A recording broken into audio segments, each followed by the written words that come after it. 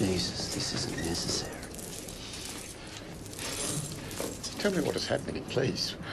When can I get out of here? They've refused bail. But they can't, can they? I just committed trespass, a fine, a reprimand. No. You've been charged with offences under the Anti-Terrorism Act. I'm not a terrorist. You are under this act, my friend. Pretty much anything you do under this act is terrorism. You wear a loud shirt after dark in Adelaide, they've got you. You just couldn't resist this one, could you, Lawrence? Not after I read their press release. There's an ocean of mixed metaphors. Well, I'm afraid there's nothing metaphorical about it now.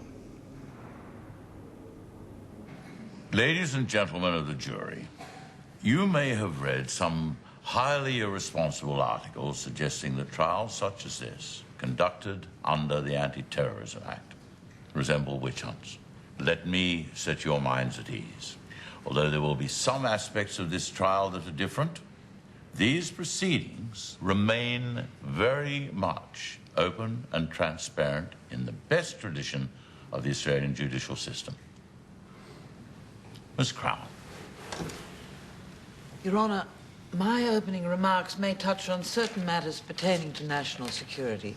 Therefore, I would like to respectfully request that my opening address be held in camera without the public. Of course. Clear the court. Your Honour, this is an opening address. It's not evidentiary. My client is a retired English teacher.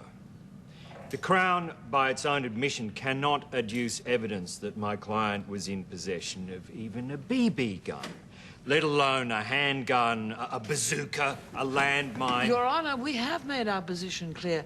We do not submit that Mr. Fenton had the intention of committing violent acts himself. He had the intention to break into high-level private security meetings in order to glean information that he could share with like-minded individuals who would then carry out acts of terrorism. OK, let's humour my friend, Ms. Crown.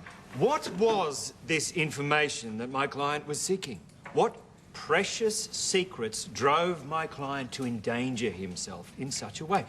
The defence requests access to all records and transcripts of this conference. Your Honour? I'll reserve my decision. Let's move on. Yes, the vet was ordering in some Prozac for our dog, Rusty. That's right. The dog has behavioural problems and is very anxious and frets. No, listen. You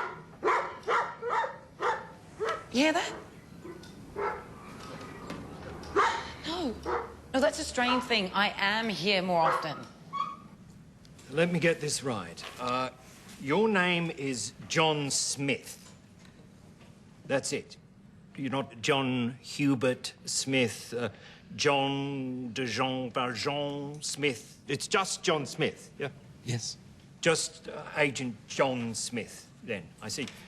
Your Honour, may I please read the Crown's witness list? Now, we've got John Smith in the box. Next, we've got a John Jones, then Jane Jones.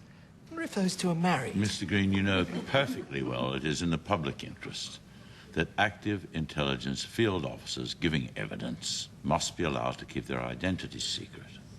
Move on. Move on quickly.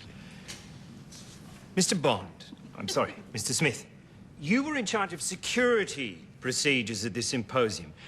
How did Lawrence Fenton get inside? It appears he may have joined the British delegation on their way in, and we presumed him to be one of theirs, and they presumed him to be one of ours. And so how long after observing my client in conversation with the head of MI5 and ASIO, etc., did you twig to the possibility that this former English teacher was not, in fact, a crack member of the Johns? We can do without the sarcasm, Mr. Greene.